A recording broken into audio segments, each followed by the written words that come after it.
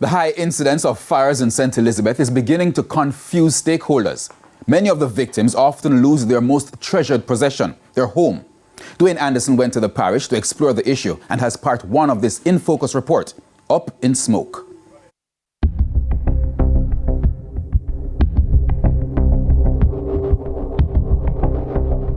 Paradise District, a community in St. Elizabeth where for a time the name was an appropriate description of the area. But things changed when misfortune struck for at least 3 families.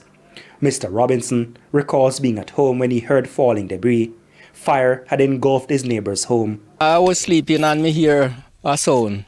I wake up and look outside, me see a smoke come from one of the back room. So by the time he rush and go over there, throw water, you couldn't help it again. So a neighbor come by and everything. There were no injuries or loss of life. We only could have look out the side window and we get out a bed. And some other little item, but the front room where for him clothes and bed and everything, we couldn't go in there. Couldn't face it. And in that room we couldn't face it neither. So them lost everything. We are neighbors, so we have to try to help each other, you know. Yeah, man, because they would have the same for me too.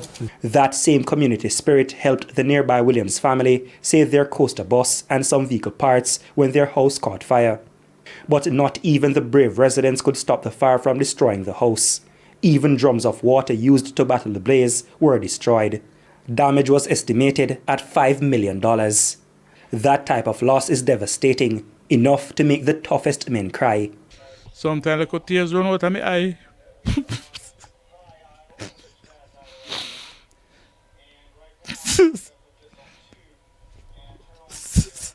I lose a lot of things.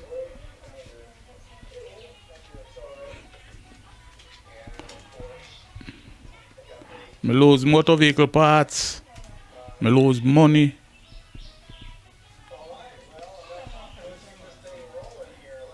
You feel like it made your health worse? Well, maybe if that never happened, I would have all right. Me done a walk, maybe. A walk good. Unfortunately, Winston Williams and his family would not be the last victims of home fires in St. Elizabeth. It's a few minutes after 7 on April 25, and most of the people in these small rural communities in St. Elizabeth are just waking up. Granted, myself is also just waking up.